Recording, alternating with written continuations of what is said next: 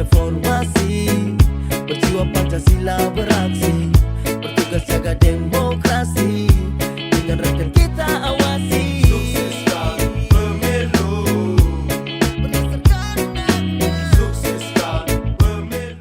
Assalamualaikum warahmatullahi wabarakatuh. Halo sahabat Bawaslu Kota Makassar, bagaimana kabar tak hari ini? Semoga selalu dalam keadaan sehat walafiat dalam semua aktivitas pada hari ini. Senang sekali saya Deng Lula menyapa Anda di sore hari ini pada podcast Bawaslu Kota Makassar.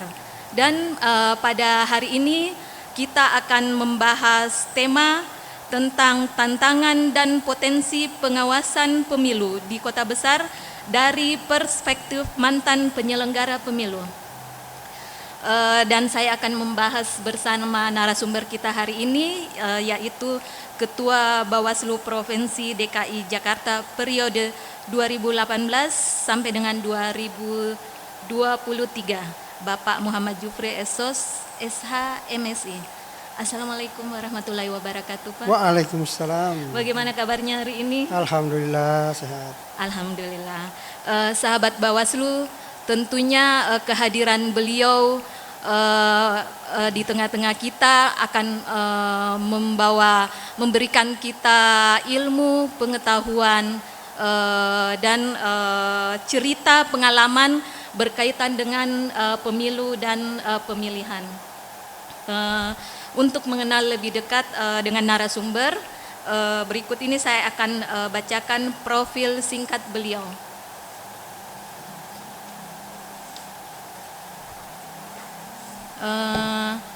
Nama Muhammad Jufri SOS, SH, MSI, sapaan akrabnya Pak? Jufri. Pak Jufri, ya. Lahir Pinrang. Betul. Ya. Pendidikan formal terakhir pasca sarjana Universitas Nasional Jakarta 2012 jurusan Ilmu Politik. Beliau mempunyai banyak pengalaman organisasi. Dua diantaranya GP Ansor 2012 dan sampai 2014, kemudian Lembaga Kemaslahatan Keluarga Nahdlatul Ulama 2010 dan 2012. Kemudian beliau juga mempunyai riwayat pekerjaan, pernah direktur program LKPMP Sulsel tahun 2004 sampai dengan 2007. Kemudian beliau riwayat pekerjaannya berhubungan dengan penyelenggara pemilu, anggota Panwaslu Provinsi DKI Jakarta 2011-2012, kemudian Ketua Bawaslu Provinsi DKI Jakarta 2017-2022, kemudian terakhir dosen FISIP Universitas Ibnu Khaldun Jakarta sampai dengan sekarang. Ya. Sehubungan dengan tema kita Pak hari ini tentang tantangan dan potensi pengawasan pemilu di Kota Besar dari perspektif mantan penyelenggara pemilu, menurut Bapak dalam pemilu dan pilkada, apakah sistem pengawasannya itu berbeda Pak? Atau sama dalam sistem pengawasan pemilu dan pilkadanya, Pak? Ya, dalam pelaksanaan pilkada pemilu memang agak berbeda dan ya. ada juga samanya. Oh iya. Karena kalau kita lihat dari aturannya, undang-undangnya kan berbeda juga. Oh iya. Kalau undang-undang pemilu, kalau masalah pemilu itu Undang-Undang 7 tahun 2017, sedangkan kalau pemilihan kepala daerah itu Undang-Undang 10 tahun 2016. Iya. Ya. Tapi dari segi proses pengawasannya hampir sama, karena pilkada itu tahapannya hampir sama dengan pemilu, sebenarnya sama. Iya. Yang membedakan itu hanya proses penanganan pelanggarannya. Oh. Karena penanganan pelanggaran itu kalau di pemilu itu waktu penanganan pelanggarannya 7 hari, apabila masih kurang tambah waktu 7 hari. Tapi kalau pilkada itu hanya 3 hari, tambah plus 2. Jadi hanya 5 hari. Iya. Itu semua bedanya. Iya. Tapi yang lain proses pengawasannya hampir sama. Iya. Mulai dari tahapan proses pendaftaran partai politik, Iya. kemudian pendaftaran pasangan calon kepala daerah, Iya. pengawasan DPT, kampanye itu hampir sama. Iya. Kira-kira Pak, kenapa bisa berbeda durasi harinya itu antara pemilu dan pilkada itu, Pak? Ya, karena memang undang-undang menyatakan itu. Iya. Undang-undangnya berbeda. Iya. Hanya dalam hal proses penanganan pelanggarannya. Iya. Tetapi dalam proses pengawasannya saya kira sama ya antara pilkada dan pemilihan kepala daerah. Namun dinamika dalam proses pelaksanaan pilkada dan pemilu itu agak berbeda. Iya. Dan Bawaslu juga harus pandai-pandai untuk melihat bagaimana pengawasan pelaksanaan pemilu maupun pilkada. Karena tensi politiknya kalau pilkada lebih tinggi dibanding pemilu. Iya. Karena kalau pemilihan kepala daerah itu Iya. otomatis bersentuhan langsung Iya, sesama kebijakan yang diambil oleh para kandidat yang nanti terpilih. Iya. Tetapi kalau pemilu itu kan hanya anggota DPR, DPRD, kemudian DPD, kemudian presiden dan wakil presiden. Iya, betul. Nah, jadi nuansa politiknya kedekatan kekerasannya itu lebih tekankan pada saat pemilihan kepala daerah. Ya, tetapi kalau proses pemilu yang sekarang ini yang sedang berjalan ini ada beberapa yang menurut saya teman-teman harus memperhatikan ya, khususnya dalam proses pelibatan masyarakat dalam pengawasan partisipatif. Itu penting dilakukan oleh teman-teman Bawaslu. Ya, kenapa? Karena jumlah peserta pemilunya sangat banyak dibanding pilkada. Kalau pilkada itu kan cuma berapa jumlah pasangan calon. Kalau dua, kemudian bahkan kemarin cuma satu kan. Betul. Kalau ini kan banyak nanti kita tahu umpamanya apa. Maksimal 5 umpama gitu ya. Nah, tetapi kalau pemilu ya itu banyak ratusan ya peserta pemilunya. Partai politiknya berapa? Ini sudah 18 partai politik ditambah dengan calon presiden nanti, apalagi dengan calon anggota DPRD provinsi, ya DPRD kabupaten kota, kemudian DPRD RI, ya semuanya kan nanti akan melakukan kegiatan-kegiatan kampanye di Makassar, ya apalagi ini kan ibu kota Makassar, ibu kota provinsi Sulawesi Selatan, tentu akan menjadi barometer sama provinsi-provinsi lain, ya kemudian tingkat pelanggaran yang dilakukan oleh para peserta pemilu mungkin lebih banyak nanti di kota Makassar. Kenapa? Karena biasanya dalam kegiatan-kegiatan kampanye itu biasanya dilaksanakan di ibu kota. Umpamanya kampanye presiden dan wakil presiden. Ya, pasti mungkin dipusatkan di kota Makassar. Ya, kemudian juga para tokoh-tokoh ya, caleg-caleg biasanya banyak juga mengambil tokoh-tokoh dari calon anggota DPRD itu mengambil wilayah kota Makassar. Nah, jadi karena pesertanya banyak, kemudian personil pengawas pemilunya terbatas, ya maka penting untuk melibatkan pengawasan masyarakat dalam konteks pengawasan partisipatif. Nah, makin banyak melibatkan masyarakat dalam proses pengawasan pemilu itu makin bagus, karena makin banyak informasi-informasi yang bisa didapatkan oleh pengawas pemilu, apalagi terkait dengan laporan. Nah, itu kalau temuan bagi pengawas pemilu itu kan terbatas gitu ya. Hanya di tingkat kelurahan kan cuma 1 orang, kemudian di tingkat kecamatan 3, sedangkan pesertanya banyak. Makanya kalau melibatkan masyarakat maka tangan-tangan ya kaki-kaki pengawas pemilu itu banyak di daerah-daerah.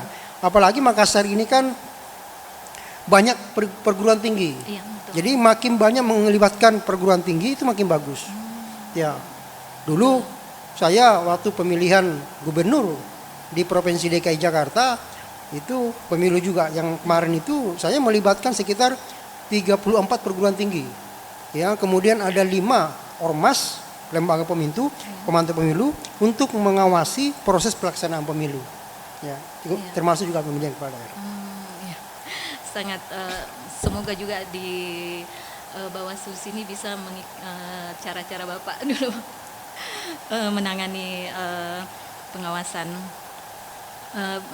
Begini Pak, Bapak kan pernah Ketua Bawaslu DKI Jakarta.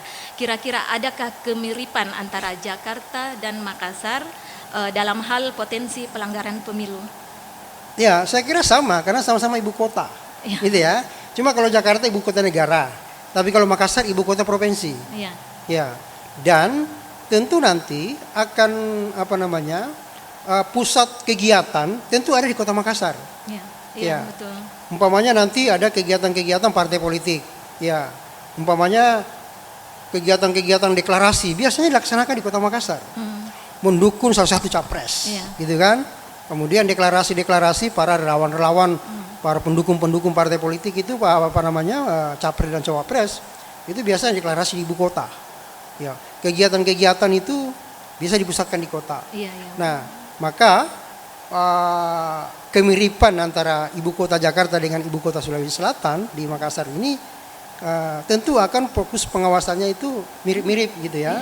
Karena menjadi pusat ibu kota dan menjadi barometer di beberapa kabupaten yang lain. Ya, contohnya dulu saya bayangkan ya. Dulu waktu di Jakarta itu ada kegiatan yang namanya Munajah 212. Semuanya dilaksanakan di Monas. Nah, itu personilnya, pesertanya dalam kegiatan itu puluhan ribu orang. Ya, menghadirkan semua orang dari luar Indonesia untuk berkumpul di Monas dalam acara agenda munajah berdoa gitu ya. Tapi ujung-ujungnya ada juga terselip kegiatan-kegiatan kampanye yang seharusnya tidak boleh dilakukan. Ya mungkin juga nanti di Makassar karena sebagai ibu kota provinsi. Jadi jika ada kegiatan-kegiatan yang terkait dengan dukung-mendukung ya bisa saja dilaksanakan di kota Makassar, umpamanya di lapangan Karebosi atau di lapangan mana. Maka semua orang-orang yang ada di Sulawesi Selatan berbondong-bondong datang ke Makassar. Nah, sini tantangan buat Bawaslu Makassar bagaimana mengatasi agar ibu kota ini tidak dijadikan sebagai ajang untuk melakukan kampanye terselubung kepada para peserta pemilu. Iya Pak, baik. Begini Pak, sehari kemarin itu Pak ada rilis dari Bawaslu tentang pelanggaran pemilu khususnya netralitas ASN. Dan Sulsel itu masuk dalam 10 besar dalam rawan dalam netralitas ASN. Pendapat Bapak gimana Pak, Sulsel masuk dalam 10 besar ini? Iya, karena ibu kota gitu ya. Dan berdasarkan juga pengalaman pada beberapa pemilu-pemilu sebelumnya, memang Makassar ini kan pernah viral beberapa ASN yang terang-terangan mendukung salah satu capres. Ya kan? Nah, ini menjadi bagian dari indikator pemetaan wilayah mana saja yang berpotensi ada ketidaknetralan aparatur sipil negara atau ASN. Ya, maka Makassar ini juga harus menjadi sorotan kepada publik supaya nanti aparatur sipil negara ini, ASN-nya ini tidak lagi bermain-main soal netralitas ASN. Ya, karena kenapa? Ya, itu sanksinya berat loh.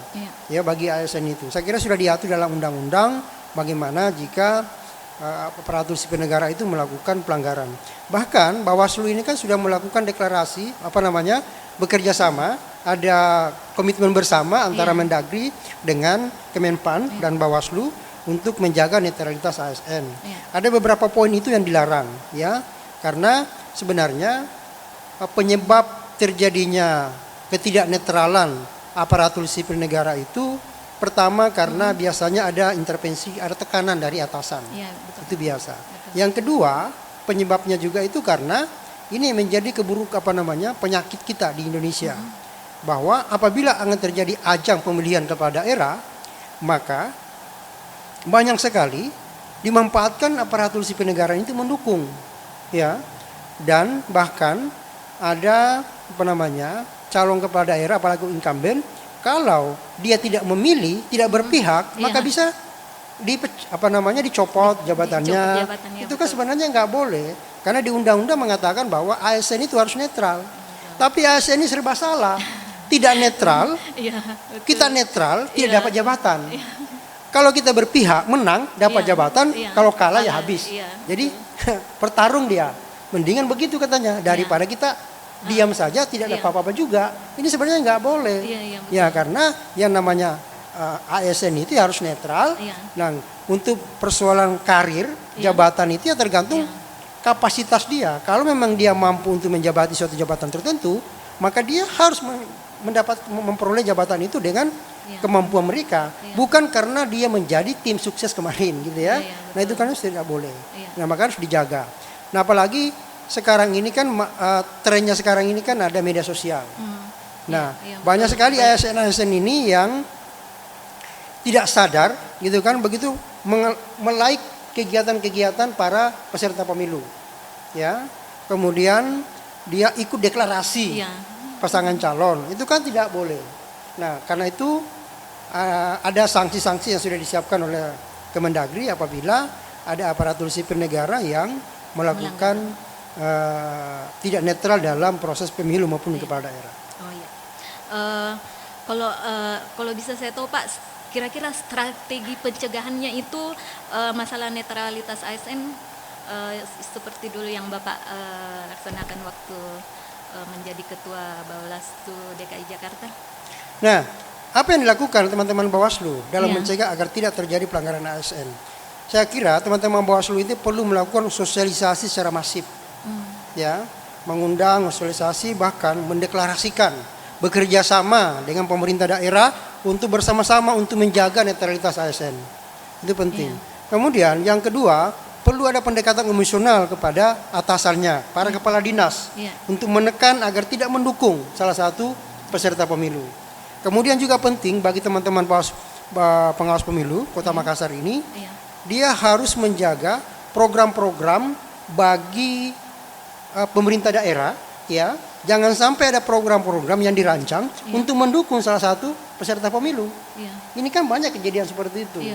Jadi program-program itu dengan maksud untuk melaksanakan pemerintahan, tapi itu dia seakan-akan mendukung salah satu pasangan calon.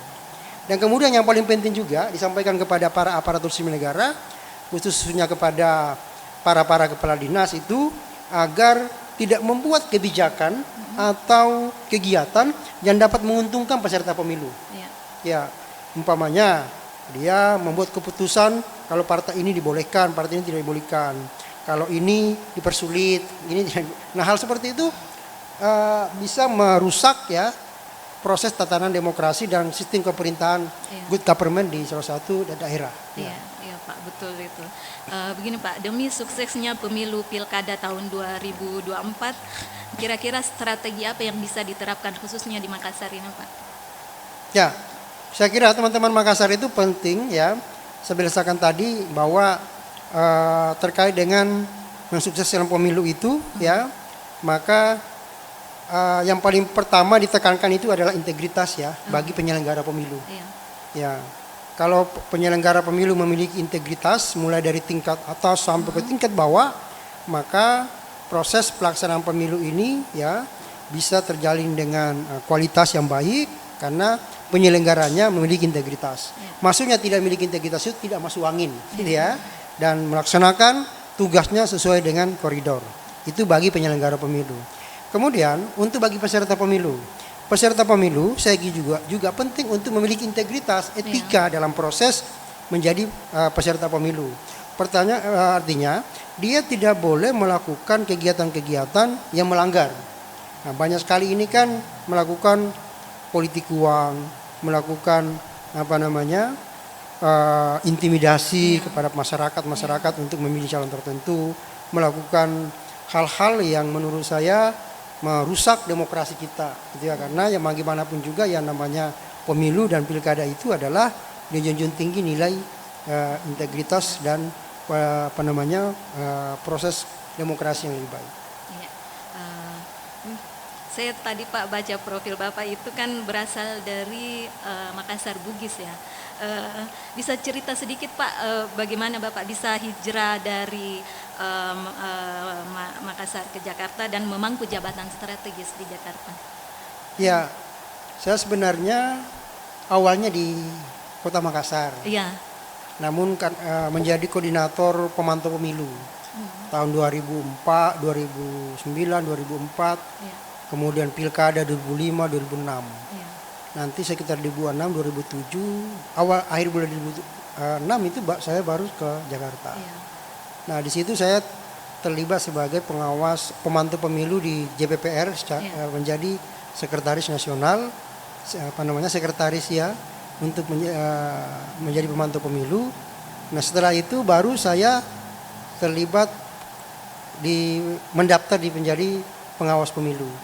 Awalnya sih saya tidak terlalu yakin gitu ya, karena saya orang kampung, nggak tahu apa-apa. Setelah saya mendaftar, ternyata dari sekian ratus orang mendaftar, saya urutan ketiga nilai saya, berarti ya kalau begitu baru saya serius.